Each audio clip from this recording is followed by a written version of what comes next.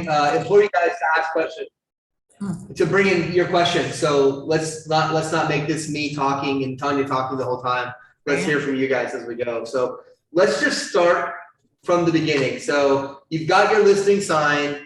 Let's start with your two options. You've got your two options are coming soon, right? In the RMLS, your two RMLS options are coming soon, or just straight active listing ready to go. And here's the advantages of using the coming soon if you have a timeline for which to do it.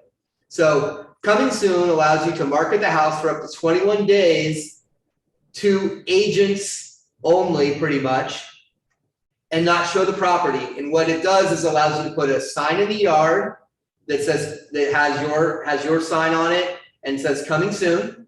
That'll get you phone calls. And that will get you phone calls. And the second is it allows you to do a flyer, which is not really as big a deal, but you can do a flyer that says coming soon on it and put it in the flyer box or something like that. You cannot show the property under any circumstances, so there should be no showings during that period of time. And the purpose of it is just to generate buzz and get some momentum before going live. So it's really nice, like if you have clients that maybe are trying to get their house ready or something like that, it's not quite ready for showings, or just like their lifestyle doesn't quite fit showing the house at this time, and they're just, they want to wait a week or two to get it on. It's really great for gathering momentum. But your hands are tied as far as what kind of marketing you do. It does allow you to do some marketing, which the active listing doesn't let you do until it's active. So if you're going to use an active model, then 24 hours before it goes active, you can start marketing the property. That means you can put it on Facebook, you can start running ads, you can have the sign in the ground 24 hours before the property goes live, and then you can do all the marketing you want on the property. Okay, so you've made your choice between. Do you have any questions about coming soon versus active? I do. Can I forward a coming soon from the RMLS to one of prospector buyers? Well, I don't think it allows it. Yeah, RMLS won't allow you to forward it. Like to email? To email soon. Not an option. RMLS won't allow you to email it. Because that's marketing. But you can market. There is one thing you can do with both an active listing and a coming soon listing before they're on the market. You may market them to your clients and customers.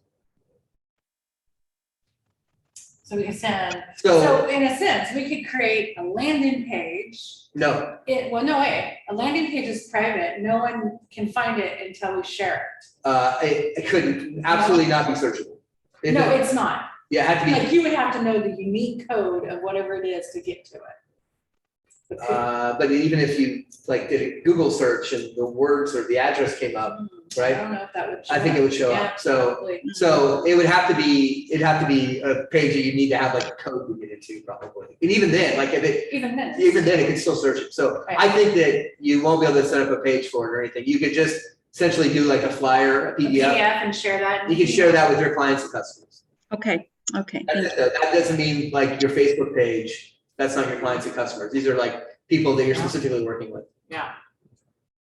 Okay. Your database. Right, your database. So you may do that.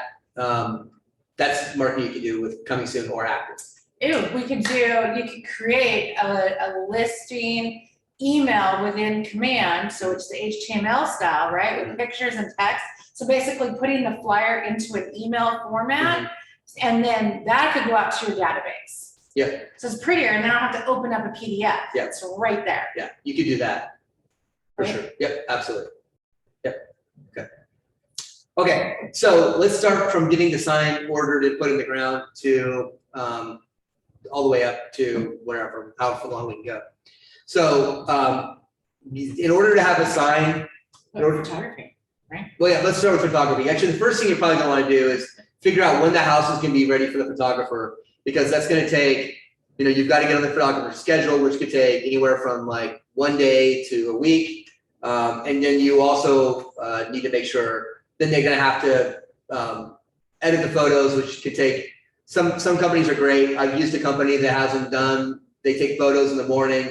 They have them to you by 5 o'clock in the afternoon. but usually it's a 24-hour turnaround time on that. So you'll typically be waiting to the following day to get your photos back. So make sure you keep that part of your marketing plan, that you understand that there's going to be, that it's getting the photos taken and back to you on the same day isn't always an option. So get that scheduled with the client. The next thing is getting that sign ordered. I think people underestimate the value of a real estate sign. It is a great way. It is the best way for you to market yourself. And so, How long does it take to get a sign in the yard, Kelly? it could take 3 to 5 days to get a sign in the yard Why? because they have to do locates. That's a good question. Love that. Because we know these things, but Yeah. they don't, Yeah. right?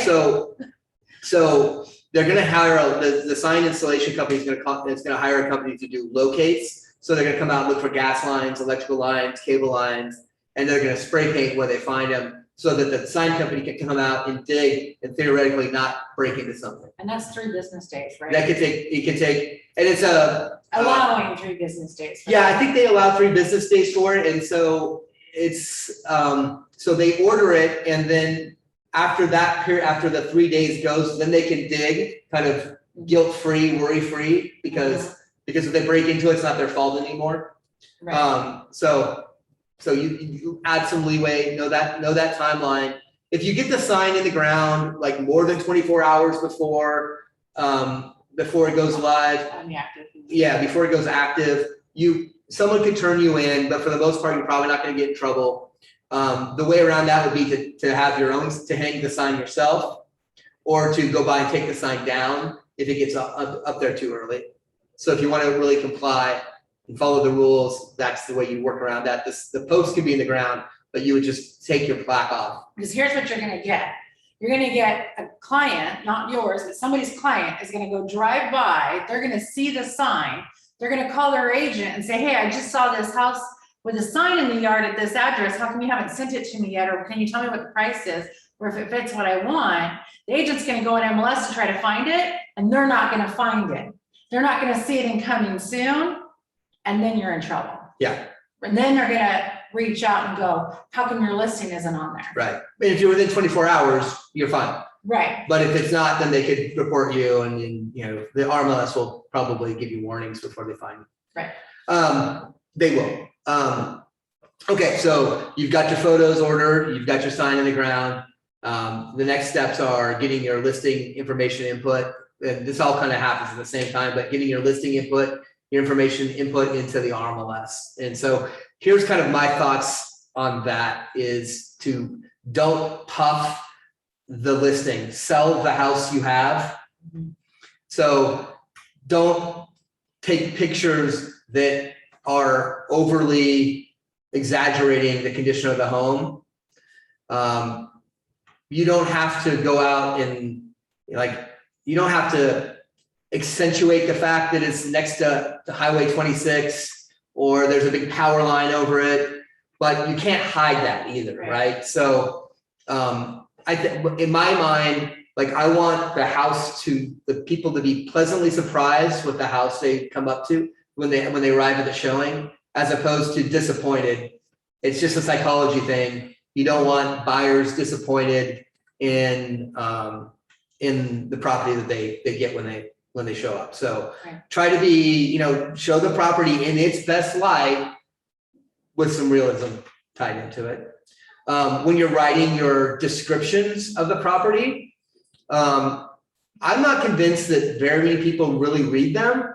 I think they read them, but I think that the photos are the most important part. Yes. They say the first showing starts online. So I think if someone's clicking through the photos and they like what they see, then they probably roll down and then read about the property. And so use this as an opportunity to a lot of times people are really obvious about the things they write. I think you have to hit some of the obvious things in the listing. When I worked for another company, our biggest client, they always said the first sentence had to say, this insert adjective, 4-bedroom, 3-bath house. Fabulous. With 4-bedroom, 3-bath. Right, with adjective, with this many square feet and then follow with an adjective. That was what they had, that's what, with their market research, they had said that was really important. Did you have any of the books that help you write those things? I've never had a book Oh, of we it, had those. but there was, but they had like a blueprint and what they wanted. And it was, one was the first sentence always contained the bedrooms, the baths, if maybe the location, if that was a big deal. Like if it was in Eastmoreland or Laurelhurst or Murray Hill, someplace where somebody really wanted to live, or Villebois or whatever. So if that was a big deal, you want to get that in that first sentence, and then the square footage. So that was always a mandatory thing we had to do. And then they were kind of like, now let's start telling a story, right? So, you could just say, gourmet kitchen, but like, let's talk about what you're going to use in the gourmet kitchen. Like, how are you going to use it? Great for gatherings, not family gatherings, because you use the word family. Great for entertaining, but paint a picture of use. And the stuff that they can't see in the pictures, that's Right. important Yeah. about the home. Yeah, things that may not be obvious in photos would be another thing. And to say. sometimes your seller is gonna want certain things Mhm, stated in there, make sure it complies Yeah. with fair housing, for but sure. if they say they want to see something, they're looking online and they are going to go, why doesn't it say this? For sure. They absolutely will. And then, so I've got kind of two things. One, I'm writing it for, I'll be able to explain why I said it to the client, but a lot of times you're writing it solely for your seller, because they're the ones who's going to read it for sure. That's right. Right. So make sure your seller's going to be happy with it. You don't have to, I don't suggest running it by them. Some clients might want you to run it by them. In that case, just comply and do it. Yeah. I wouldn't run it by them first, because I want to be in charge of it. I'm the one marketing the house, not them. So I want to make sure that I'm in charge of that. And I don't want to give them too much leeway on how I do things. Right. We're the realtors, we're the Because professionals. you show weakness. Plus there's limitations on character use, right? Yeah. So that's something to let them know right away ahead of time. When we enter the information into MLS, the remarks, then we only have so many characters. Yeah, So we we have- do have to summarize it in the best possible way. 440 characters and spaces at your disposal. So. Right. Okay, so, and then I would suggest in most cases, having the room sizes be complete. So if you don't have that information, measure the rooms. When I see a listing that doesn't have the room sizes in it, it just kind of like, Lazy. it feels lazy, but also it's like, well, why don't they have it? Like, I'm thinking like what a Because they're all buyer, small. right, the buyer's gonna say, oh, the rooms are all small.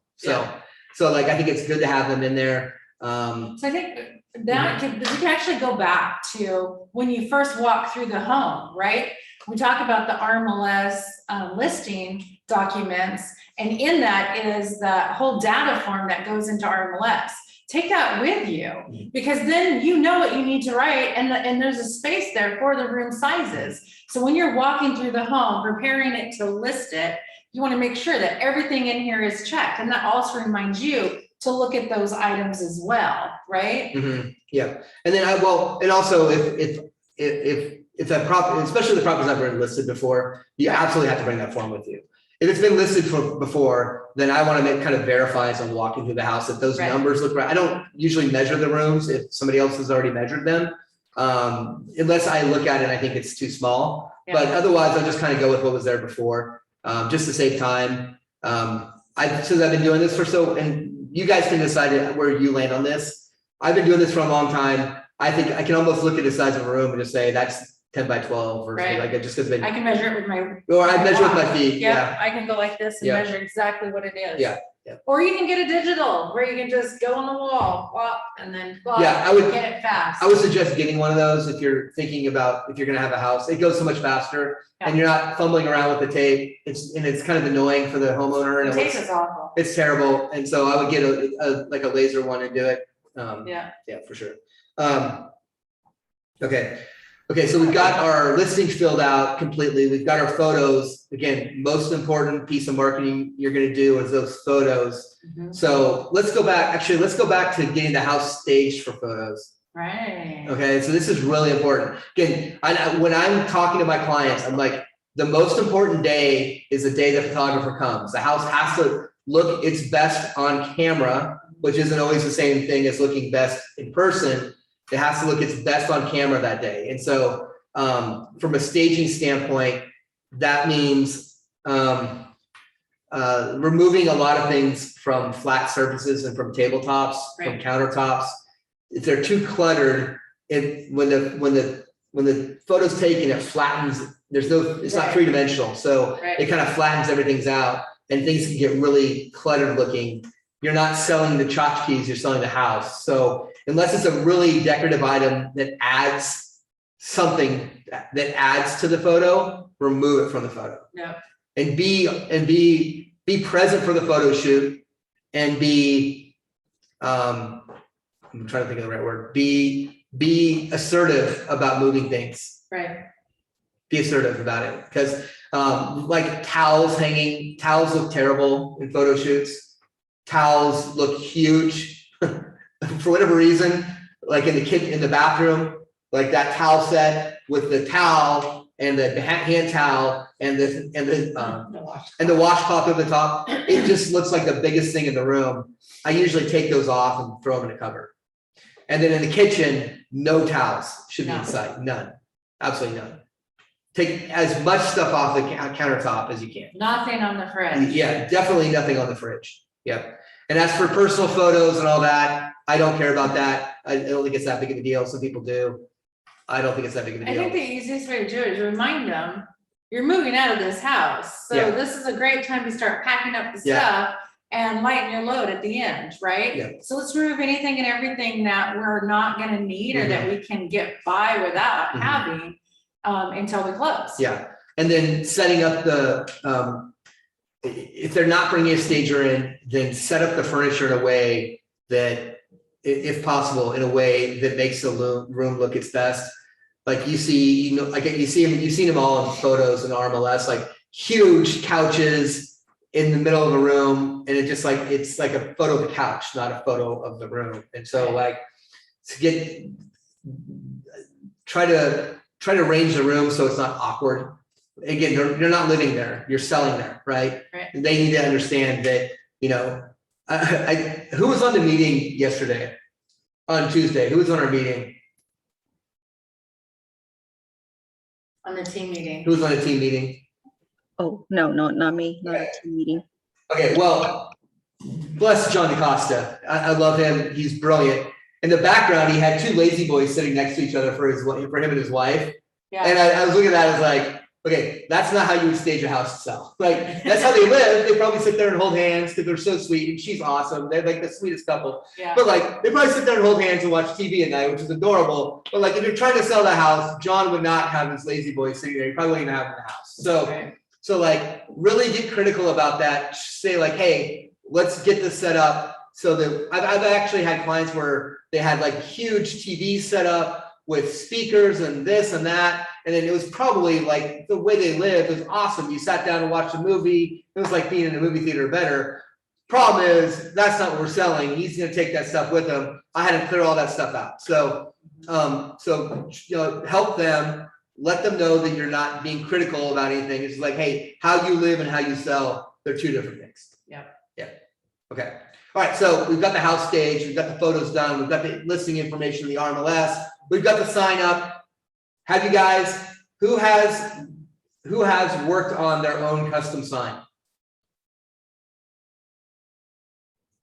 I've been working on it, but I just haven't ordered it yet.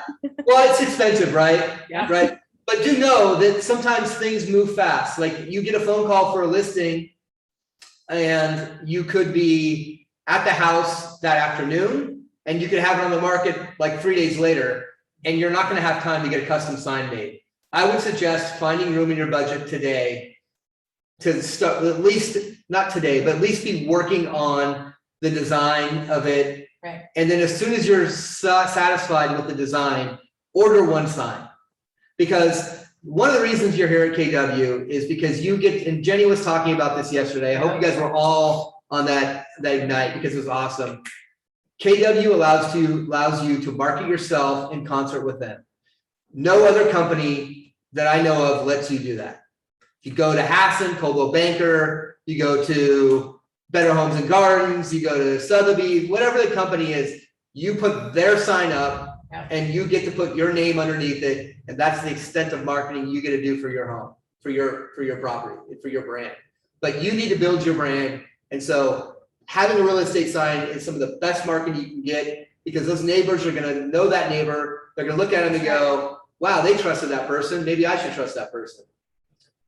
And so, and if you have great results, then they're going to say, wow, they had great results. Maybe I ought to call that person for the same results. So don't market Keller Williams Portland Premier, market yourself. If you're creating all of your own custom branding on everything else, on your flyers, on your business card, on all the other stuff that you have, and then you put a sign up in the yard that's completely different from the rest of your branding, it doesn't tie it together, right? Because you're gonna want, when you have a listing, you're gonna want to market the people around there.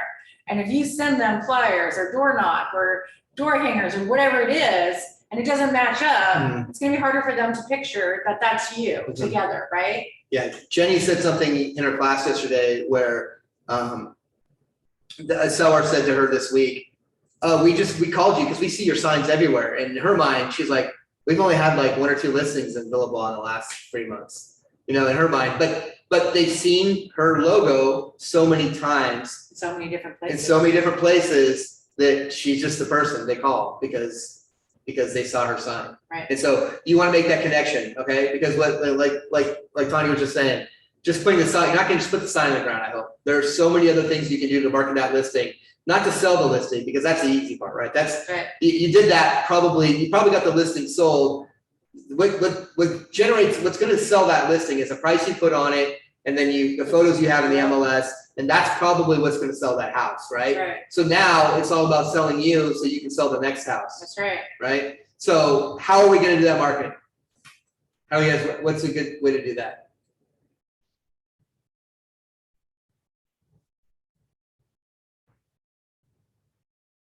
Not rhetorical. Any ideas? Yeah, hire someone to get a logo, to work on a logo for you. Yes, yes. Yeah. Yeah, definitely. I think, and your You logos, can easily do it on Canva too. yeah, you can make your own logo. You can even just a slight, there's also like so many free websites out there that will you plug in your information and they'll spit out all these different ideas and then you can spin it, right? Gives you an idea and then take it into Canva and respin it. They have logo ideas in there. Yeah. Super easy. Yeah, don't make your logo super complicated don't overthink it. I mean, I think. Can I actually show an example? Yeah, please do. That's awesome. Thank you. Yeah, so we have a new team, a new group that joined us, and they needed a logo for all the business cards. And so she had one that she kind of used, and so I kind of stemmed it from what she originally had, but we just created it through, I found the right fonts, created it through Canva. And so when I created it, let me share my screen, and it might be a little weird because my monitor size, but like this is essentially, I'd made 3 different ones just of different colors of the gray, black, and white. And she wanted something that was a little more elegant. So like that one. And then what's cool is through Canva, you can download it in the top right and just click transparent background so that when you want to add it to something, it doesn't have a white background or a red or whatever. It's just the actual image. Well, easy. Can you go over to templates and pull up just logo, like if you go to the home? Let's see, I don't know if let's see. Oh, going to the home screen Logo. here, and I can actually probably do, let's see. Is this sharing my monitor or is it sharing the, oh yeah, that's easier for you, probably, you guys, the orientation. There you go. Logo. Did I create a design? Oh, wait. There you go. There's a logo. Let's go here. And then they give you all these samples, right? And then you can kind of type in the top and you can, I mean, it doesn't have to be real estate, but you can try that, or you can even look at some of the other regular businesses and spin it off of that. You can totally change colors, font, images, everything to make it yours. Yeah, there's a ton. You can spend hours on this, or you can do it in about 15 minutes. Depends on how decisive you are. If I wanted to do one, let's see if they're. I've done one for an agent for it took me about 15 minutes. She told me what she was thinking, what she wanted. I whipped it out, done. Easy peasy. Cool, thanks, Austin. Yeah. Yep. So this is probably a whole different class, but like, when you're building your brand, you're gonna want to start at the end. So think about not where you are today as a realtor, but where you want to go, who you want to be, That's right. right? And think about that person and think about what that logo looks like, and then work backwards from there. So you want to make sure the logo you choose now is going to be the logo you're going to have then, because if you change it, then you've kind of lost all the brand recognition you've been building. So, Right. so try to work backwards, try to think ahead, and then come up with something. Marketing our listings, we were Yep. trying to get ideas on how would we market our listings. Yeah. So, I love a neighbors only open house. So what I do is I have invitations made, and I invite however many neighbors I want to invite. Depends on the area. Like I've sent it out. I usually send out at least 100, and they're pretty expensive. So I think the printing on that's less than $100, and the postage on that's less than $100. But I do like a Thursday night brokers open, or a Thursday night open house where I'm going from like 5 to 7. And I want to have all the neighbors come through and get to know them and meet them and show them the house and give them an opportunity, because sometimes neighbors feel like when they go to a Sunday open house, they feel guilty for going, like, I'm not going to buy, but I just want to look. Yeah. Well, we're giving the opportunity to come and look. And because they may have a buyer, they may know somebody who's trying to move in the neighborhood, but most likely you just like to make an impression upon them that you're here and that. Because they might be interested in selling and they want to know what their competition, what is the neighbor's house selling? Yep. What can I get from my house without actually reaching out and asking an agent, Yeah. right? Yep, so it's super valuable, super good way of getting to know the neighborhood and getting to know and getting them to know you. So Right. I think that's really valuable. Depending on your budget, right? You can invite the whole neighborhood, like do whatever fits your budget. But I would suggest doing at least 50 to 100 postcards. So start budgeting stuff out now as you can, because when you get a listing, you're gonna want to be able to do these things. You're gonna want to be able to maximize your opportunity, because listings are hard to come by, and you want to make sure that you get another listing out of one listing, right? Yeah, that's what your goal should be, is to get one listing and turn that into another listing, and turn that one into another listing, and turn that into another listing, until you have more work than you can do. And if you have a listing that is gonna go, like, you're going live on Wednesday and you have an open house on Saturday, but you wanna get that open house with the neighbors on Thursday, you might have to go door knock on Wednesday with the flyer postcards, door Yeah. knockers, whatever. Yeah. And just let them know. This is going live really fast and I wanted to make sure that you had an opportunity to come. Mhm. So I'm just hitting you guys because I didn't have time to mail them, Yeah, right? Like, yeah, it depends on how much lead time you have, right, right? so if you got a whole another week ahead. Yeah, and actually, in some ways, I'm not I don't like the door knocking, that's me personally. Right. But it has a lot of value, especially in that scenario. We're like, hey, we just got in a hurry you don't want to say, you don't want to look unprepared. You just want to say, hey, I met them last week. We just did, everything happened too quickly for us to get a flyer made. But I want to be sure to invite you to this and hand them an invitation, or leave it on the doorstep, or leave it in the door jam, whatever. But I think that's a valuable thing to do. Other things we can do. You can send out just listed postcards instead of inviting them to the open house. You could just say just listed. I prefer the open house idea because it could lead to a connection. It says the exact same thing, but it provides a opportunity for them to see the house and meet you. But if that doesn't fit within your schedule or what it is you want to do, you can do just listed. Once it's sold, you can do sold postcards, which are great. But let's talk about what you can do to get buyers out of your listing, because I think every listing is at least worth at least a whole nother transaction if you do it right. So how can you get buyers from the listing?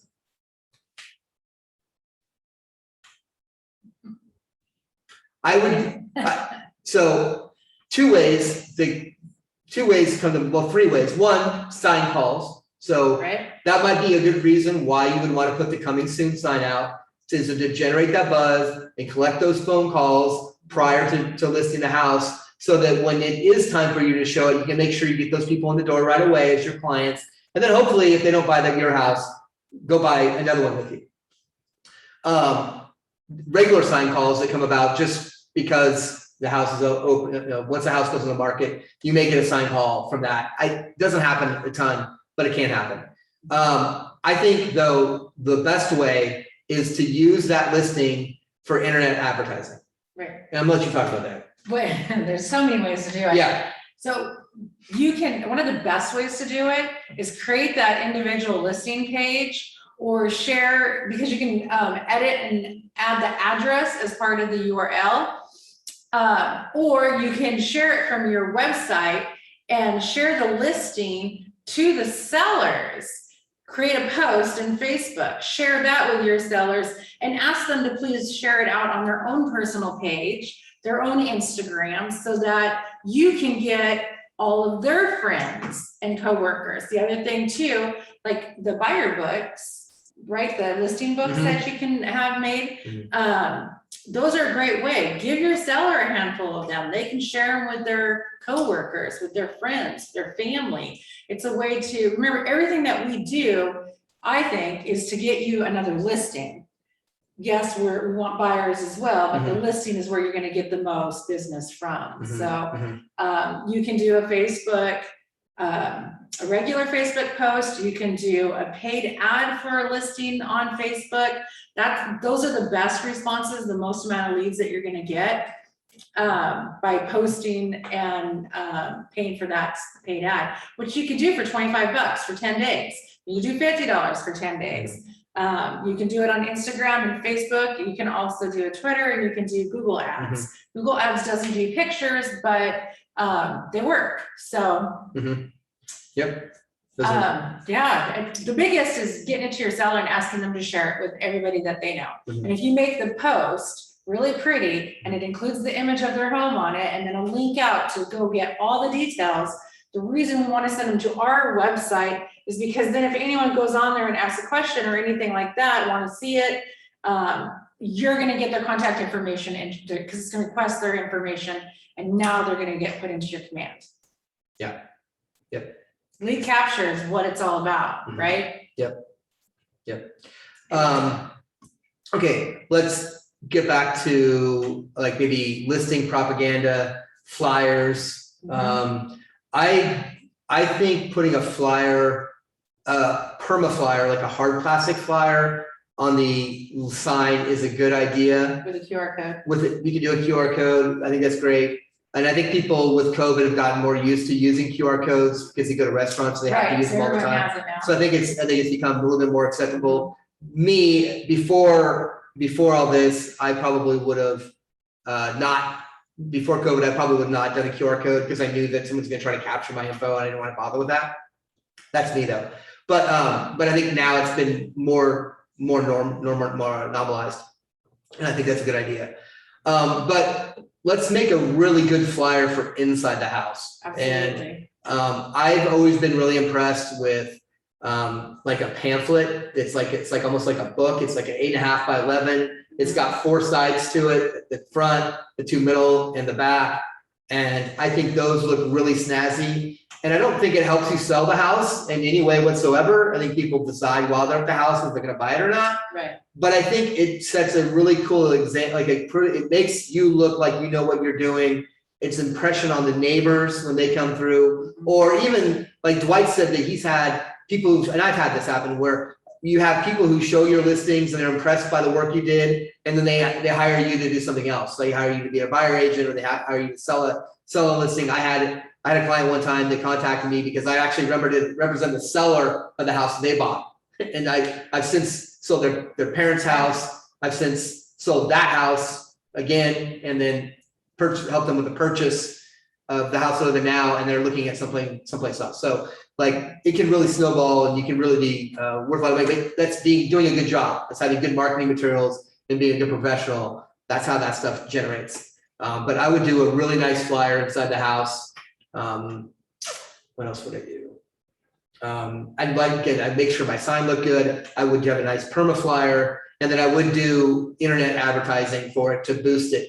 Not just with the purpose of trying to find a buyer, but like you can zero in a zip code, and you can market to that area too. So when they see that you're active, and then you want to have all your marketing materials kind of mirror each other. So the ads all look branded to the same, to your brand. So it's easily recognizable as, oh, hey, that's Masha, or hey, Right, there's well, Anna. and when you do an There's Ashley. ad, your image is there, whatever you have on your business page, and your business name. So it's gonna show, so they're gonna see that every single time, Mhm. right?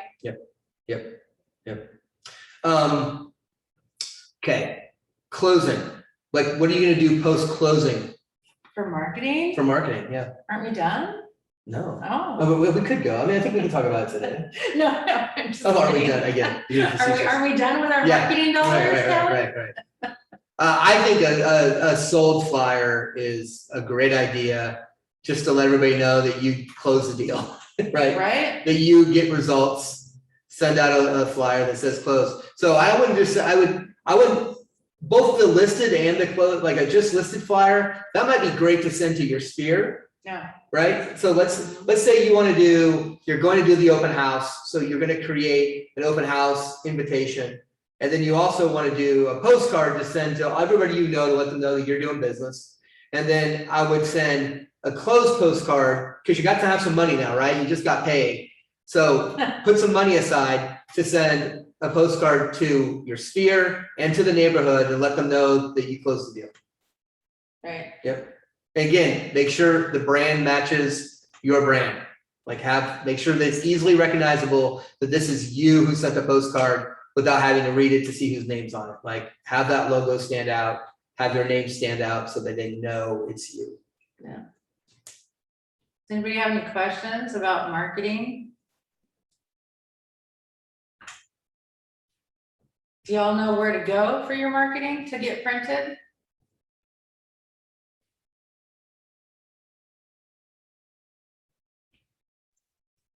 Buzz White. Buzz White. Buzz White is Well, where you that's go your for a sign. signs. Yep. Your postcards, the cheapest, you can design everything in Command if you want. You can also design, their printing is really great. Mhm. I've researched a bunch of different places and cost, and of course, local is the quickest because they're gonna mail them from local, right?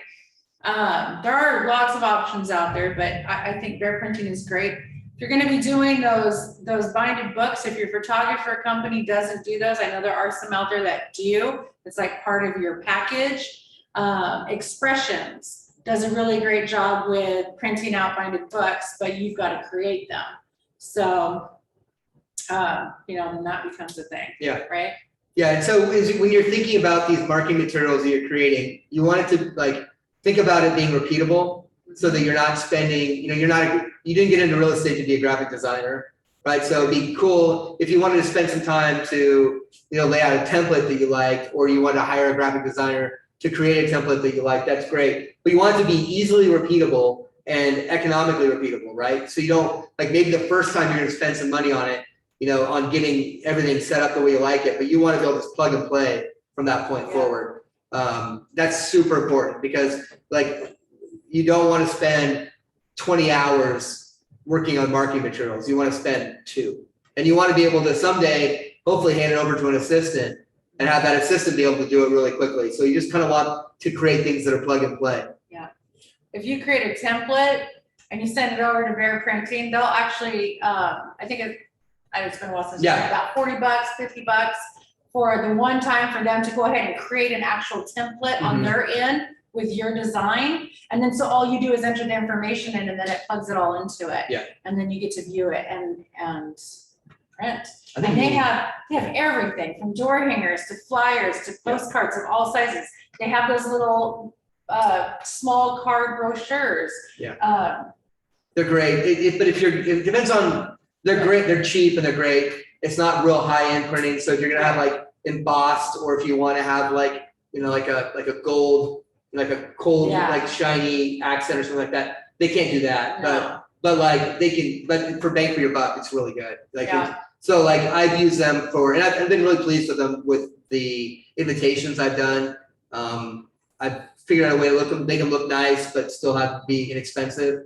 And I think they're great for that. Make sure it's repeatable, right? So if you're spending a fortune on your cards and that's not repeatable, that's not your budget, your price point isn't high enough to make it worthwhile doing that, then you need to scale it down and find something that's a little bit less expensive to work with. Right.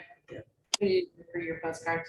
I've used Bear. So I go to. Yeah. I've thought about some other stuff that I want to do. They couldn't do it. And so I've kind of, in the back of my mind, got something I'm thinking about, but I haven't actually. Right. I was pretty impressed with Remind. I don't know if you guys have used that, but you can access that through your RMLS link. And it was pretty easy to use and I thought pretty cost effective. They have printing, huh? They do. And they mailed them for me and they looked really great. And yeah, I was happy with that. It's really easy to search different demographics too. That's what I really liked about it. So you can get your mailing list and stuff. Where are they printing from? God, who knows? I have no idea, but it got to me. That's no problem. Here's one thing that everyone should do though. When you mail anything out to clients, make sure that you are also getting a copy of it mailed to you so that you can see how fast they're being mailed out and what does the quality look like once it runs through the post office and machines. Because some of the stuff can get damaged very easily depending on the material that they're using and the print they're using. Yeah, absolutely. Right? Yeah, for sure. Always have it. And more it's about, okay, we ordered it on Wednesday and we got it on Friday. That's fantastic, right? We ordered it on Wednesday and we got it the next Wednesday. That may not be Completely fantastic. missed out our open houses. Yeah. Right? So and that's where you might want to find out where they're mailing from actually.